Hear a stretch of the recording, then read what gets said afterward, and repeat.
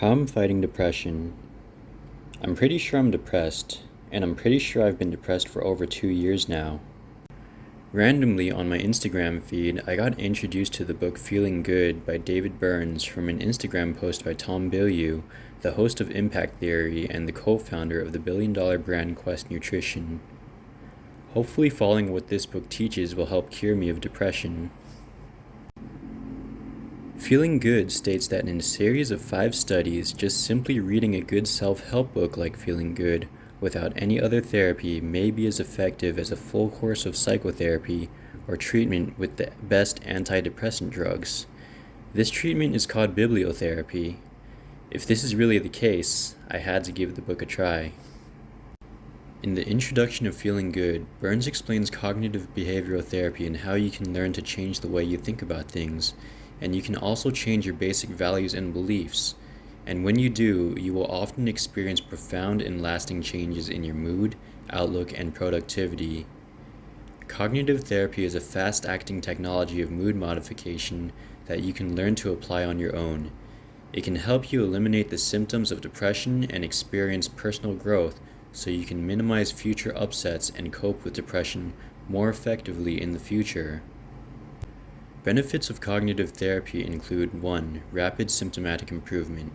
In milder depressions, relief from your symptoms can often be observed as short a time as 12 weeks. 2. Understanding. A clear explanation of why you get moody and what you can do to change your moods. 3. Self-control. You will learn how to apply safe and effective coping strategies that will make you feel better whenever you are upset. And 4. Prevention and personal growth. It's genuine and long-lasting prevention of future mood swings. The first step in curing your depression is to diagnose your depression. The Burns Depression Checklist is a reliable mood measuring device that detects the presence of depression and accurately rates its severity. Burns suggests taking the BDC at least a minimum of once a week. You should compare it to weighing yourself regularly when you're on a diet. So here's what I scored on the BDC. As of November 13th, 2020, I know I'm suffering from moderate depression. Apparently, moderately depressed people are supposed to seek professional treatment.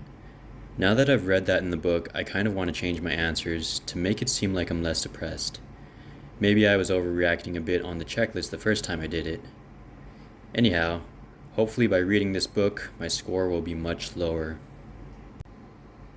Understanding your moods. You feel the way you think. Feeling Good reveals that depression is not an emotional disorder at all. Every bad feeling you have is the result of your distorted negative thinking. Illogical pessimistic attitudes play the central role in the development and continuation of all your symptoms. Intense negative thinking always accompanies a depressive episode or any painful emotion for that matter. Negative thoughts that flood your mind are the actual cause of your self-defeating emotions. These thoughts are what keep you lethargic and make you feel inadequate. Your negative thoughts or cognitions are the most frequently overlooked symptoms of your depression. These cognitions contain the key to relief and are therefore your most important symptoms. Every time you feel depressed about something, try to identify a corresponding negative thought you had just prior to and during the depression. Because these thoughts have actually created your bad mood, by learning to restructure them, you can change your mood. The first major key to understanding your moods. Your emotions result entirely from the way you look at things.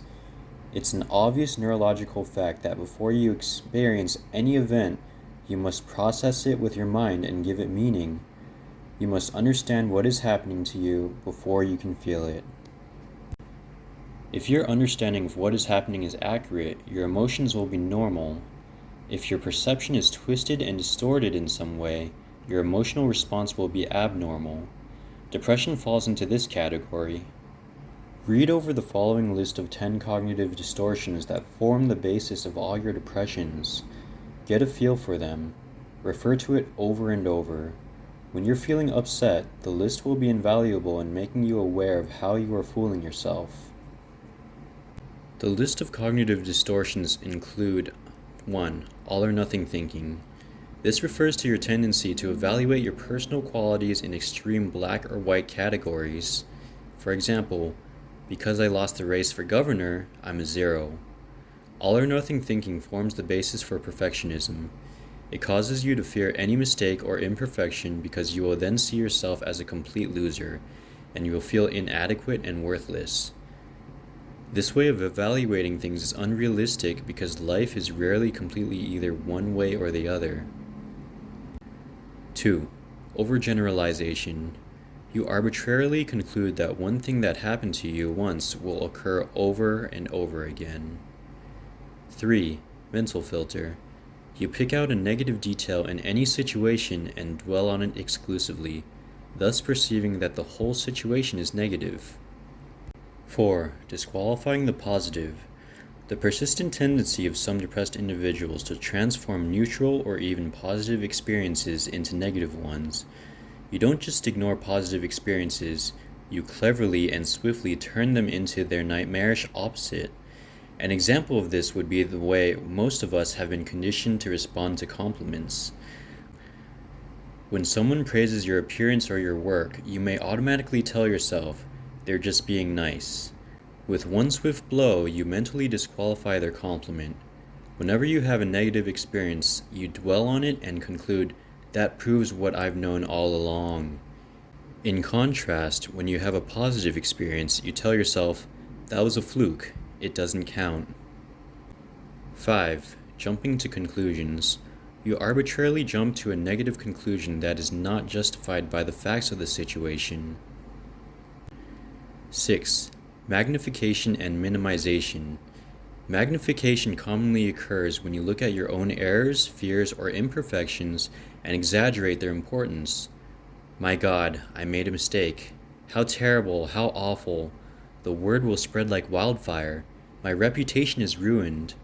You're looking at your faults through the end of the binoculars that make them appear gigantic and grotesque. When you think about your strengths, you may do the opposite. Look through the wrong end of the binoculars so that things look small and unimportant. If you magnify your imperfections and minimize your good points, you're guaranteed to feel inferior. 7. Emotional reasoning. You take your emotions as evidence for the truth. I feel like a dud, therefore I am a dud. Emotional reasoning plays a role in nearly all your depressions. Because things feel so negative to you, you assume they truly are. 8. Should statements. You try to motivate yourself by saying, I should do this, or I must do that.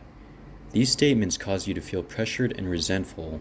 Paradoxically, you end up feeling apathetic and unmotivated. When you direct should statements towards others, you will usually feel frustrated.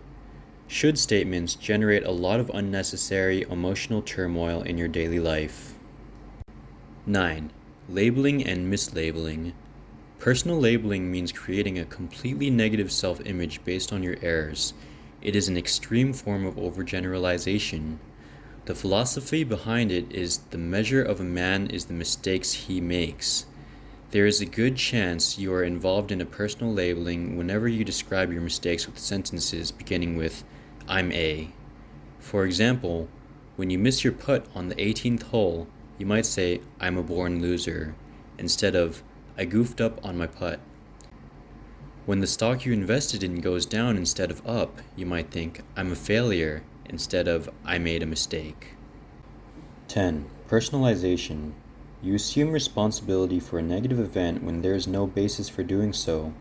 You arbitrarily conclude that what happened was your fault or reflects your inadequacy, even when you were not responsible for it.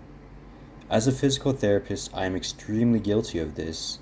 For example, when a patient didn't do a home exercise program I had suggested, I felt guilty because of my thought, I must be a lousy therapist.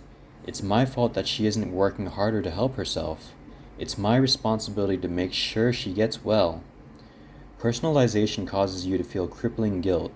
You suffer from a paralyzing and burdensome sense of responsibility that forces you to carry the whole world on your shoulders. Thank you for watching up to this point. I'm still in the middle of reading Feeling Good and will continually update you on what I learned throughout the book. The next video will be about practical applications in order to fight depression. I've included a link to the Burns Depression checklist and a list of the 10 cognitive distortions with their descriptions in the description box below.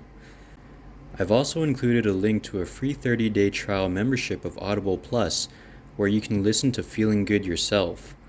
Or you can also listen to thousands of other Audible originals, audiobooks, and podcasts.